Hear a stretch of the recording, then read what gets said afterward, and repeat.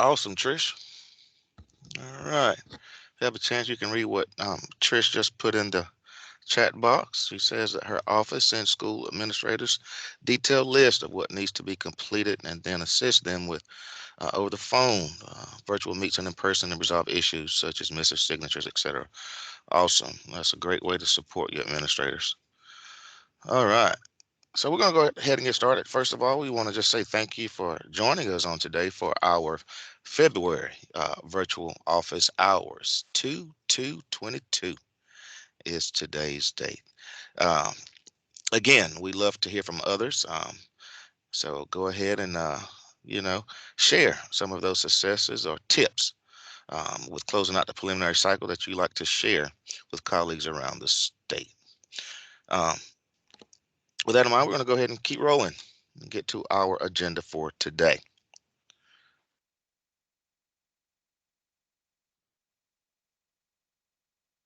Next slide. All right, so we're going to start with the welcome. Of course, you're familiar with the team here. My name is Rodney Evans, SLO coordinator. Of course, I'm joined today by my colleagues in the Office of Educator Effectiveness. That's going to be Dr. Hartwell, Dr. Kim Howard, Beverly Flythe, Lila Toll-Monzaga, our director, and our team lead, Dr. Vicki Troffler. So we'll go ahead and get started with our induction and mentoring section. We'll get to professional learning, the professional learning library. I believe Dr. Hartwell is going to cover that for us. Then we'll get to our legislative updates. Lila's going to cover that section. We'll get to FAQs, and then lastly have our group discussion and answer any questions that you may have. Again, thank you for joining us on today. We appreciate all that you're doing out there on the front lines.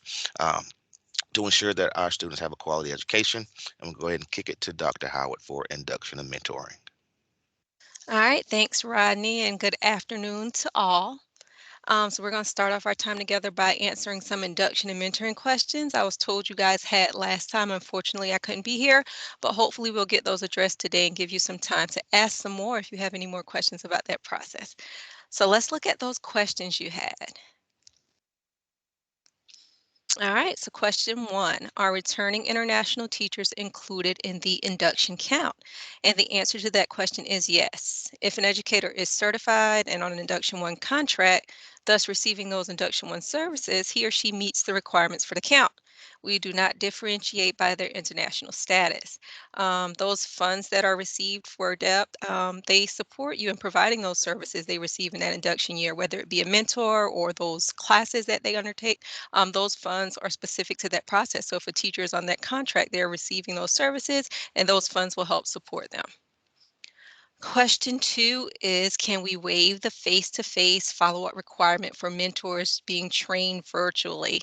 And the answer to that question is not yet. Our office is in discussion with Sarah regarding this. Now, you all know that this training that we provide for mentors is not an OEELD training, but it's something that we do in conjunction with Sarah. So we do understand your concerns and we're definitely taking them into account as we make some decisions for how we're going to move forward with this requirement. We are revisiting that deadline that we currently have in place. We are considering some of your suggestions for alternate ways to meet this requirement. And in just a second, once I go through question three, I am going to invite one of your colleagues in the room just for a second to kind of share with us an idea that she has for moving forward with this requirement that's not the traditional one, not necessarily getting everybody into a room together for an hour, but an innovative idea she has that's going to meet this requirement that she kind of sent over to us.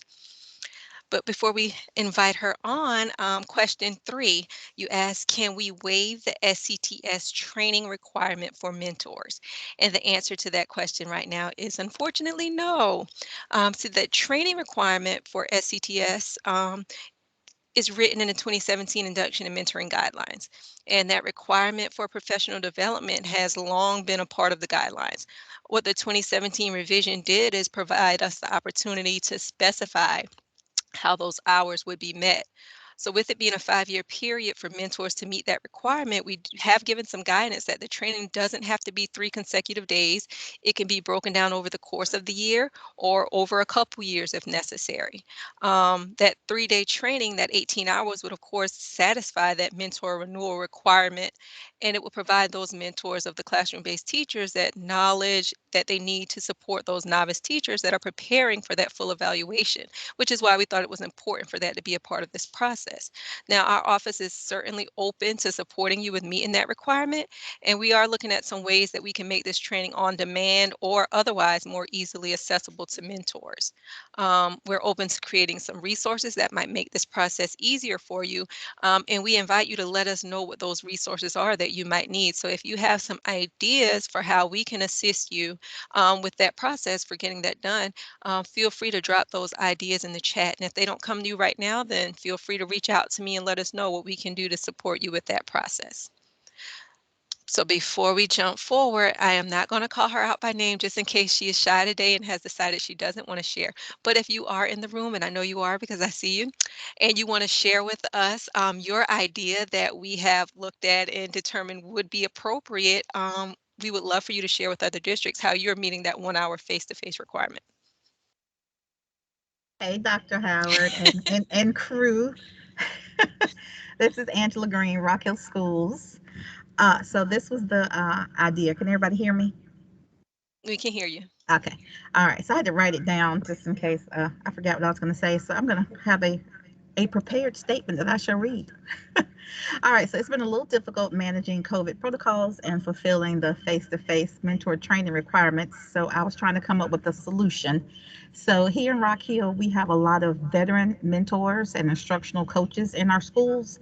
So these veteran mentors from the same school will partner up and practice pre-conferences and post-conferences with the new mentors in their schools.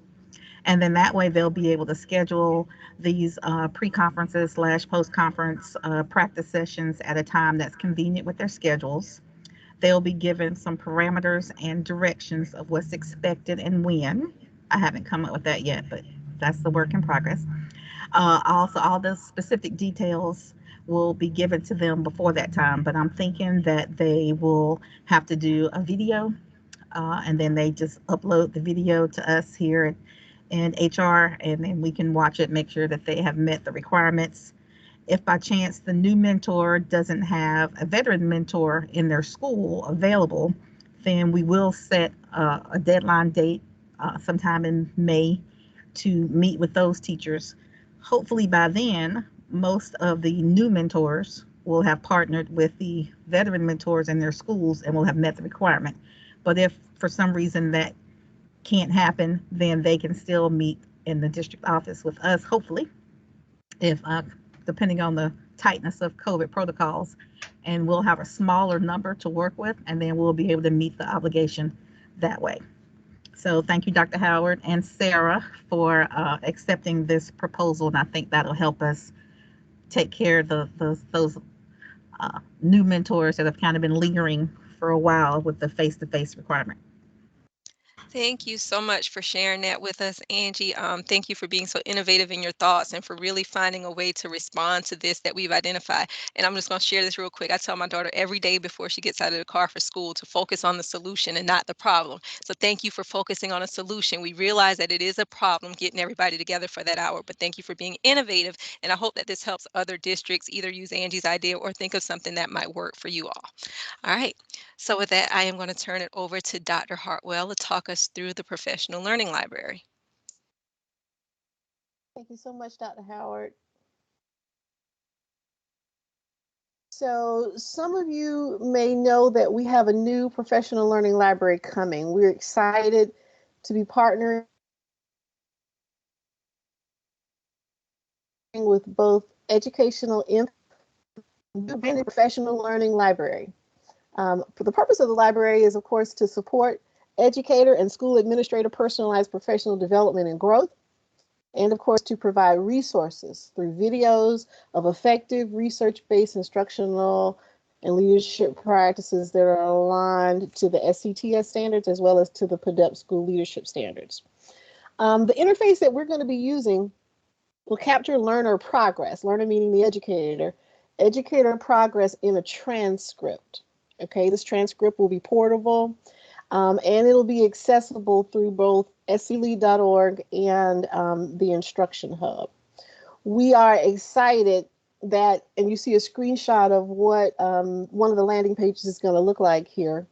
There are many, many, many specific self-directed on-demand courses that are focused on and aligned. We're going through and giving feedback to our partners to make sure that they're high quality videos and a good match to what the expectations are in the rubric. So our fingers are crossed that we will be able to give all of you district level leaders access to what we're calling our pilot courses and in February. In fact, we've already got Monday, February the 28th from 2 to 4 penciled in for that release to districts. So kind of keep that date, put a little star by that date, and you'll be getting more information from us about that when you'll get in to kind of pilot those courses and videos and get a look-see. We, of course, anticipate a statewide release in sclead. You'll be able to click on tabs in a tab in sclead to access the library. We anticipate that statewide release in sclead in late April of this year. So we're going to reach out to you with more training information. So within the library, and this is again another teaser, there are 3 types of learning opportunities, and you kind of see them captured here, that we're very excited to just preview with you today. So first, as you heard me mention earlier, there are courses. Now these courses are going to give folks a deep dive, in-depth professional learning option. Okay.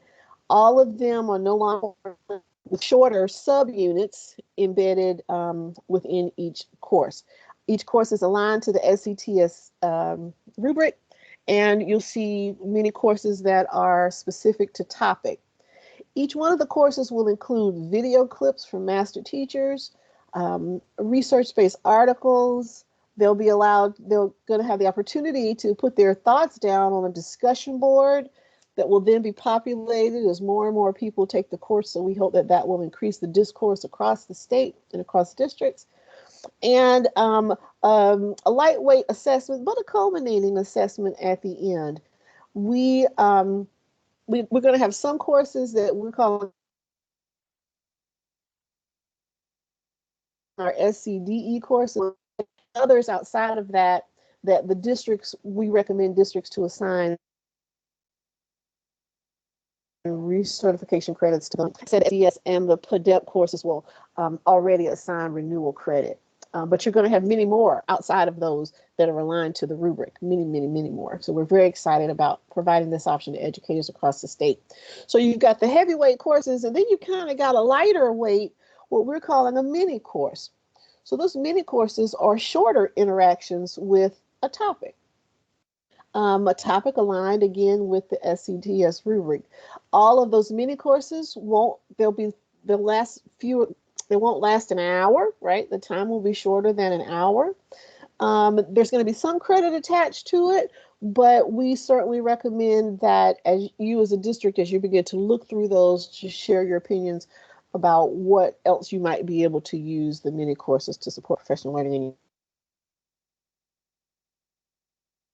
your district. They too, they'll include discussion boards and videos, but they will be mini courses that a teacher could assign maybe as a result of an SLO, right? Or maybe to support an area of reinforcement and refinement.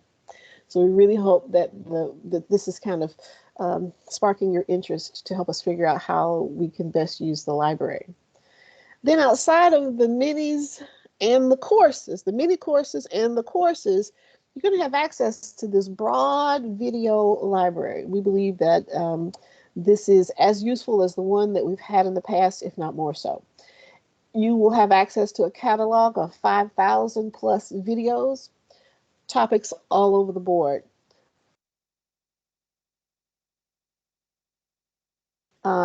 Social and emotional studies, every instructional strategy imagined.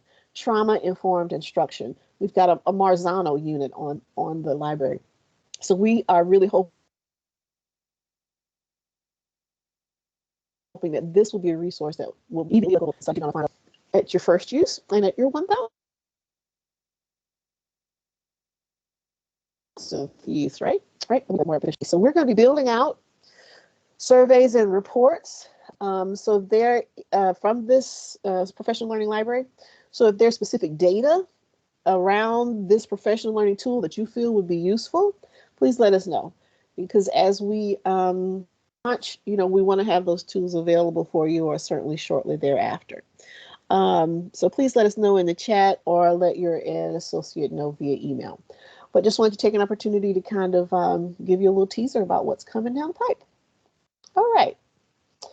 I am going to turn it over to Lila. Thanks so much, Julie. I am seeing that our friend in Richland 1, Danny Odo, has a question. Daniel, what's your question before we jump in on legislative updates? Very encouraging about the revision of the library. Thank you. I know it's probably been a lot of work on y'all's end. I'm looking forward to seeing that. Sincerely, I have a question. What is our intent on use of that library? I mean, I'm being serious. What's our goal? What's our intent? How do we best, can suggest use of this library out to our folk? Great question, Daniel. When we train folks up, when we've done professional learning for, say, school administrators with our past library, one of the things we really emphasize is teachers they all have different professional growth and development plans. They all have different ways that they're trying to grow as teachers. They all have different students in their classrooms and different needs. Why would we not offer them the opportunity, maybe with other groups of like-minded teachers, to go in and take a course on, say, trauma-informed instruction, go in and do it self-paced, and then talk to their grade level team about it, or a group of teachers that are interested in that same thing, versus a newer teacher that might need something on managing behavior. And so maybe we have a group of induction teachers that, instead of just giving, come down to district office and we're going to do a classroom management workshop with some experienced teachers from the district, let's all do this self-paced thing and then come online to a webinar where, yeah, we have a panel of experienced, really great classroom managers, but we talk through some of the videos and content you watched in that course. So just really as a resource, there's no expectation from us for usage, but we know that there are a lot of districts that don't have a lot of different people to run different PD for teachers, but we know they want to personalize. So it's us offering you that opportunity. Thank you. And if that's not, we're also very honest, we think that's helpful. We did some focus groups last fall and winter with some people who thought it was really helpful. If you're one of those people that think, I don't know if this is helpful, but here's what would be helpful to me, that's always feedback that we'd invite. And we'll definitely, as we get further down the road, we'll invite folks that are using it to share with you how they are. And I don't want to get us too sidetracked. I don't want to get off my team's agenda, but Dr. Wilson, I do see that you have a question. So come on the mic and I'll be quick with legislative updates. Thank you, Lila. I was going to ask this on the same topic. I'm just worried about the duplication of of what's in SC Lead and what will be in the hub. We really try not to duplicate where we place information, and so I'm a little concerned about the duplication as to where people would go if we could decide maybe which one place to put it versus have that in 2 locations. Just as a consideration. I appreciate it. And as we have really thought through with the team what it needs to look like in SC Lead, we haven't decided what it needs to look like in the Instruction Hub. And we kind of think they're different groups of people that go different places. So if we could have dual access points, that would be good. But I know you've thought a lot about streamlining communication, how to get folks to stuff. So I'll give you a call when we design that part, because we would love your feedback on what would make sense, for sure. Thank you. So this next section is also something that came up in office hours last month. You mentioned that you were interested in legislative updates, and I'll go ahead and just put a plug in. I think our professional organizations in South Carolina, whether that's SCASA, the Association of School Administrators, the SCEA or PSTA are two strong teacher organizations. They do a great job. If you follow Patrick Kelly from PSTA on Twitter, he'll live tweet you straight from the committee meeting what exactly is going on. Beth Phibbs and her team from SCASA put out a weekly legislative update that's really, really good. So I encourage you to check those out from our partners. Here you see on this slide some of Molly's legislative priorities, as well as parts of her budget requests that she made. And they're really aligned with one of our top priorities, which is recruitment and retention of high quality educators. There have been a number of recommendations that have come out about that. I think we can see from some of the resignation numbers, some of the numbers of vacancies y'all have had, that that's very important. And so that's something legislatively that Molly's really trying to push. So those include teacher pay and compensation. Teacher pay and compensation has risen considerably in South Carolina since Superintendent Spearman took office, but we are going back to the legislature to ask for an additional 2% teacher raise and a 5% increase in the bus driver salary schedule to be included in the budget this year. Also asking to continue funding the salary supplement for National Board, to extend those step increases, and to think about being able to lift the cap again for those retired educators to $50,000 annually before they hit that cap for their retirement. Molly is also in support of legislation to provide teachers with unencumbered planning time, although we know that many of you, probably most of your districts, already have those policies in place. And then capital funding for disadvantaged schools, just really making sure that in school districts where the mills are way lower than they are in some of our other districts, and they might not ever get the money together to buy or construct new facilities, that schools have the chance to do that, and that our students are in buildings that are safe and inspiring for them.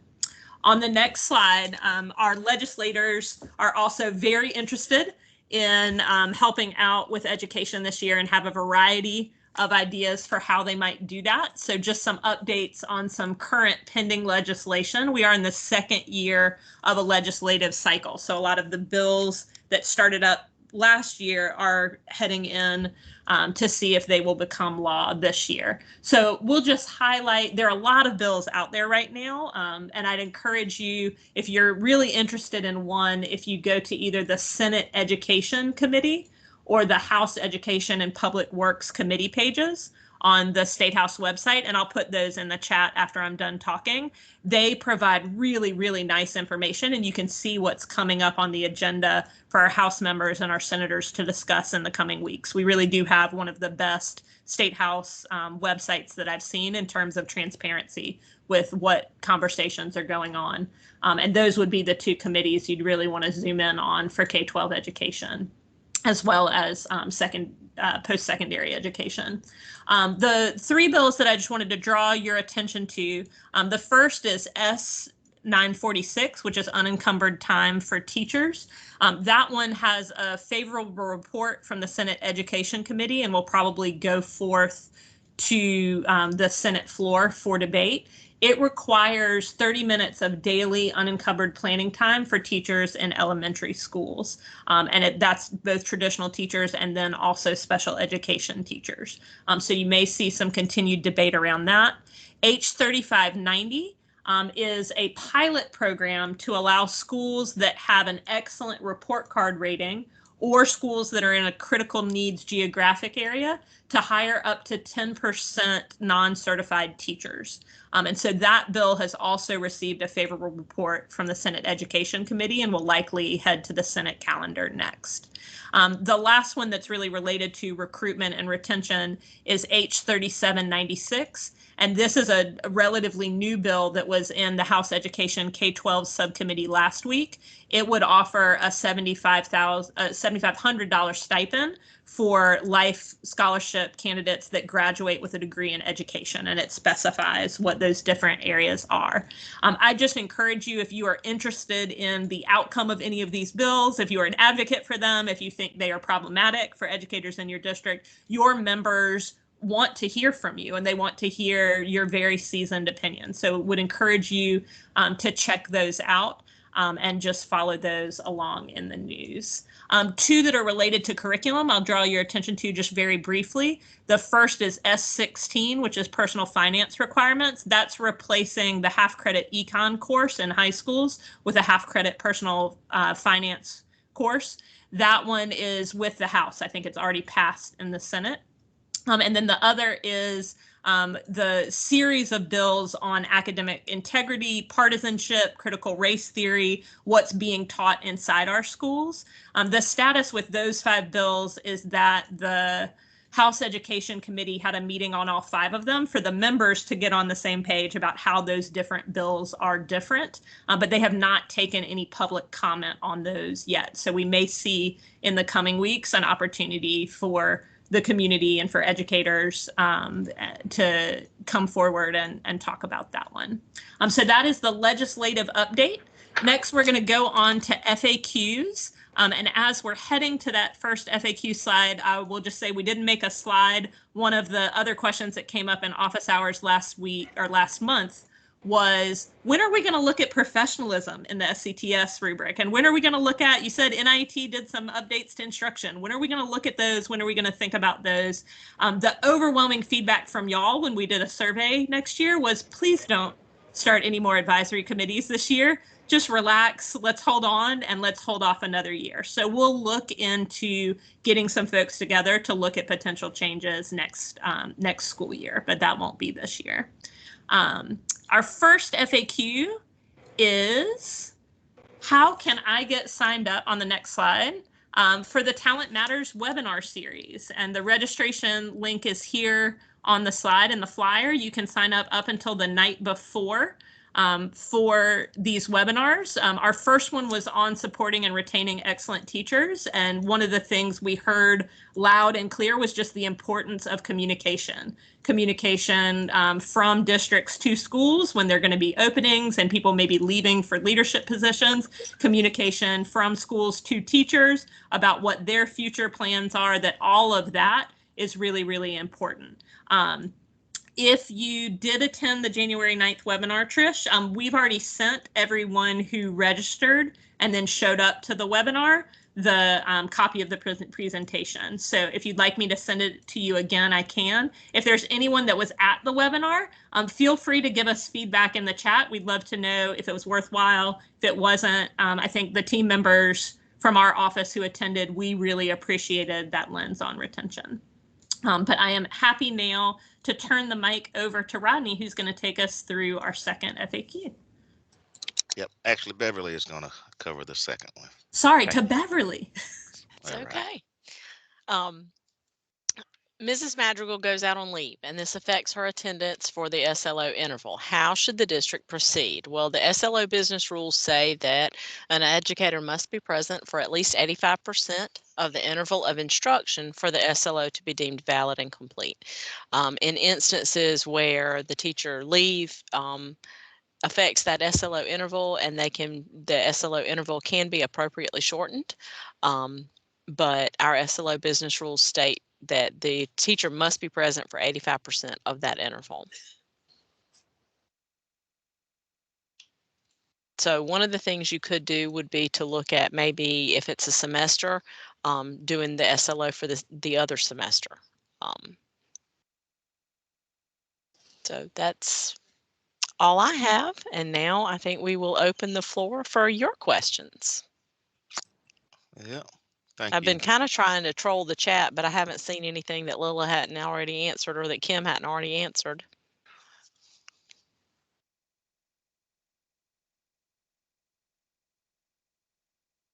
Feel free to hop on the mic or put your question in the chat box.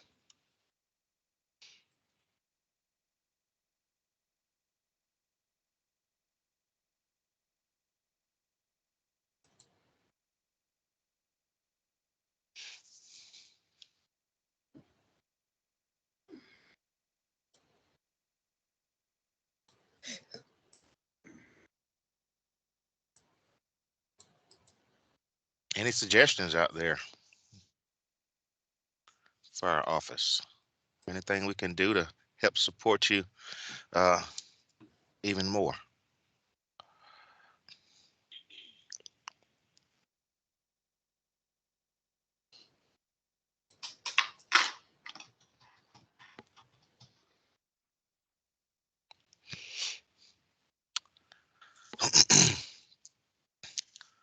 Well, we'll continue to be online for those of you who may need support or have questions. But we don't want to hold you from getting back to your daily activities, whatever they may be. So those of you who are ready to log off, feel free, but I believe the team will continue to hang around for anyone who may need our assistance or support. Thank you again for all that you do for our students in the state of South Carolina. And you all enjoy the rest of your week and the rest of your afternoon.